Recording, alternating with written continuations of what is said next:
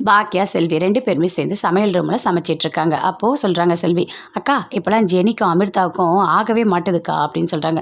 "ஆமாம் ஆமாம் செல்வி, நானும் இதை பார்த்துக்கிட்டு தான் இருக்கேன்" அப்படின்னு சொல்லிட்டு பாக்கியா சொல்கிறாங்க. சரி, நம்ம ரெஸ்டாரண்ட் போகலான்னு சொல்லிட்டு அங்கேருந்து 2 பேருமே ரெஸ்டாரண்ட் போகிறாங்க. போயிட்டு ஒர்க் பண்ணிகிட்டே இருக்காங்க. அப்போ அந்த பார் ஓப்பன் பண்ணுறேன்னு சொல்கிறவன் அங்கே வரான். வந்தவொடனே பார்க்குறாங்க, "அக்கா இவன் பக்கத்தில் பார் ஓப்பன் பண்ணுறான்னு சொன்னானே அவன் தான்க்கா வந்திருக்கான்க்கா, அவங்ககிட்ட போய் பேசுக்கா, கண்டிப்பாக பார் ஓப்பன் பண்ண வேணான்னு சொல்லுக்கா" அப்படின்னு சொல்லிட்டு செல்வி சொல்கிறாங்க. "சரி இரு செல்வி, பேசலாம் இரு" அப்படின்னு சொல்லிட்டு பாக்கியா கிட்ட வராங்க.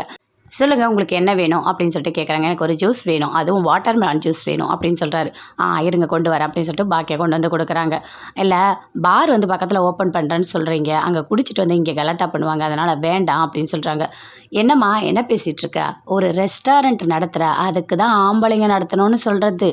ஒரு பொம்பளையாக இருக்கிறதுனால தான் நீ இப்படி பயப்படுற. அம்மா அதெல்லாம் ஒரு ஒரு பிரச்சனையும் கிடையாது, நல்லா ரெஸ்டாரண்ட்லாம் போகும்.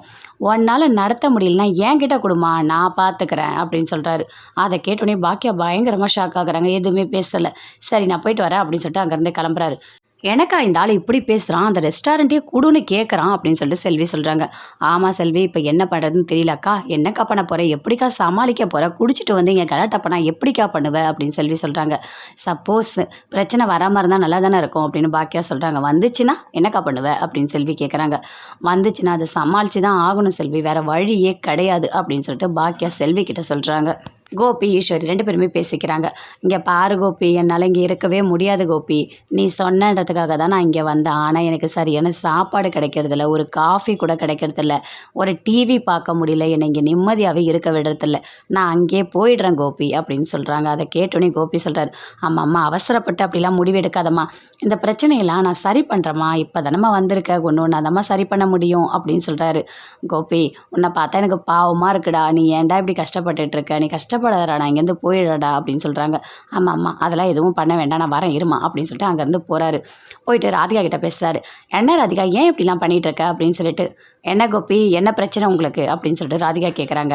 "இங்கே பாருங்கள், உங்கள் அம்மா இனிமேல் இங்கே இருக்கக்கூடாது, நாளைக்கே அவங்கள வெளியே போக சொல்லுங்கள்" அப்படின்னு சொல்கிறாங்க. "ஏன் ஏன் எங்கள் மம்மி வெளியே போகணும்? நான் தானே கூட்டிகிட்டு வந்தேன், அதெல்லாம் போக மாட்டாங்க" அப்படின்னு சொல்லிட்டு கோபி சொல்கிறாரு. "வேணா உங்கள் அம்மா, ஏன் எங்கள் அம்மானா எங்கள் அம்மா வெளியே போகணுமா?" அப்படின்னு சொல்லிட்டு ராதிகா கேட்குறாங்க. "நான் அப்படி சொல்ல வரல, எங்கள் அம்மா எங்கேயும் போக மாட்டாங்கன்னு சொல்கிறேன்" அப்படின்னு சொல்லிட்டு கோபி சொல்லிகிட்ருக்காரு. "அப்போது இப்போ என்ன தான் முடிவு பண்ண போகிறீங்க?" "இங்கே பாரு ராதிகா, நான் வந்து வெளியே போய் படுக்க மாட்டேன்" அப்படின்னு சொல்கிறாங்க. "வேண்டாம் பாட்டி, சண்டைலாம் போட்டுக்காதீங்க, வாங்க நம்ம போயிட்டு ஹால்லேயே படுக்கலாம்" அப்படின்னு சொல்லிட்டு மையு கூப்பிடுறாங்க. "வேண்டாம் வேண்டாம்மா, நீங்கள் அங்கெல்லாம் போய் படுக்க வேண்டாம், நீங்கள் வாங்க என் ரூம்லேயே படுங்க, வாங்க நீங்கள் நான் மையு 3 பேரும் ரூமில் படுத்துக்கலாம், இவர் வெளியே ஹாலில் படுத்துக்கிட்டோம்" அப்படின்னு சொல்கிறாங்க. அதை கேட்டோன்னே அப்படியே பார்க்குறாரு, எதுவுமே பேசவே இல்லை கோபி. "பரவாயில்ல பரவாயில்ல, நான் ஹாலில் இந்த சோஃபாலேயே படுத்துக்கிறேன்" அப்படின்னு சொல்லிட்டு சோஃபாலேயே படுத்துக்கிறாரு. ஐயோ இவங்கெல்லாம் திருந்தவே மாட்டாங்க, அப்பா ரொம்ப கஷ்டமாக இருக்குது அப்படின்னு சொல்லிட்டு அங்கேருந்து அப்படியே போகிறாங்க ராதிகாவோட அம்மா. அப்படியே கோபியாக அமைதியாக படுத்துட்ருக்காரு. அங்கேருந்து ஈஸ்வரி வராங்க. "ஏன்டா ஏன்டா உனக்கு இப்படி ஒரு கஷ்டம், எல்லாமே என்னால் தான்டா உனக்கு, நான் போயிடுறேன்டா, அங்கே என்னை பாக்கியா எப்படி பார்த்துப்பா தெரியுமா, இப்போ தான்டா எனக்கு அருமை தெரியுது, பாக்கியா என்னை நல்லா பார்த்துக்கிட்டா, ஆனால் நான் இங்கே வந்து படுற கஷ்டம்லாம் என்னால் தாங்க முடியல கோபி" அப்படின்னு சொல்கிறாங்க. "அம்மா அதெல்லாம் பெருசாக எடுத்துக்காதம்மா, நான் உனக்கு இருக்கம்மா, நீ எதுவும் யோசிக்காதம்மா" அப்படின்னு சொல்லிட்டு